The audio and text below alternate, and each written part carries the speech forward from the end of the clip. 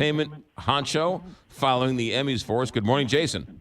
Everybody in LA was watching the Emmys. That's why they weren't watching football. That's the problem. Duly noted. All right, so The Handmaid's Tale, in and of itself, we can debate whether it was good enough or not, but it's kind of a big deal when a streaming service wins Best Drama. That's a sea change. Yeah, it's the first time that's ever happened. We've seen nominations for a while now. Orange is the New Black, House of Cards. A lot of shows have been getting these nominations, but none have actually won. And the fact that Game of Thrones was not eligible this season opened the floodgates for a lot of these shows. I mean, you look at who was nominated. A streaming service was probably going to win, whether it was Stranger Things on Netflix or The Crown on Netflix, or, you have The Handmaid's Tale, which did win. And, the only lone representative of the broadcast networks was This Is Us on NBC, which some thought was the favorite. The Handmaid's Tale going into it was not the favorite to win, but it was definitely had a possibility, and it won. Yeah, this is sort of a knock or sort of a little egg in the face of Netflix, right? Because they had put all that money into it. The Hulu sort of came out of nowhere to win this thing. Yeah, but I mean, Hulu's star has been rising for a while, but they've got so many good ones. Amazon has stuff that's been getting awards for years now with Transparent. They've all shown that they can produce quality stuff, and that's just Stephen Colbert made a joke about it, about how there more than 400 scripted shows were submitted this year for Emmy consideration. There's so many shows out there.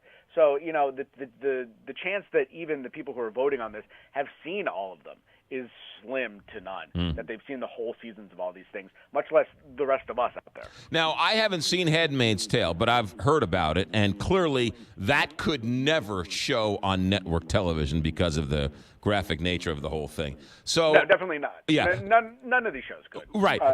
Cable, sure, but not network. Right, and so what's the future of network television if they can't win it? Does it matter they don't win any Emmys, or they're not making quality shows, or what's the future of network television if they can't do anything like this? Network TV hasn't won the Drama Emmy in over 10 years, and they're still around. There's still a viable business model there. And they still get bigger numbers for most of their shows than anything else. But it's they're trying to figure that out as well, because there is this change happening, and it's been happening for a while. But they're looking to more shows like event shows. They need the stuff that you have to watch right now. Handmaid's Tale, you can watch it anytime on your own. You can binge it, whatever. You can watch it however you want. Network needs to focus on shows that are event shows, like the America's Got Talent or The Voice, or the things that you have to watch right now, or you're going to miss out. And sports is a part of that as well. Award shows are a part of that as well. Interesting. Sterling K. Brown, that was a nice win for the St. Louisan. Yeah, and for such a nice guy. Maybe it's because of his upbringing there or what. I don't know. But, he's just such a cool guy. And he was cut off during his speech after they let Nicole Kidman go on for almost a minute more. And Sterling K. Brown comes on later with arguably a bigger award, and they play him off. So backstage, I asked him, that was the first question. I said, okay, go ahead, finish your speech. What do you want to say? And he's like, I didn't get a chance to thank my wife. On all that, I didn't get a chance to thank my wife and my kids. And he made a very nice, heartfelt. You can see it out there. It's been tweeted all over the rest of his speech. It's great. He had a great year, right? Started off as Chris Darden on the O.J. Simpson, and then ends up with this Emmy. Yeah, 2 for 2 now, and back-to-back wins. And This Is Us, a juggernaut show. It's possible he's going to be nominated for years to come for this role. It's possible. I don't see his work getting any less. And I'm sure movie roles are now flooding in because he's going to start to film stuff while on hiatus.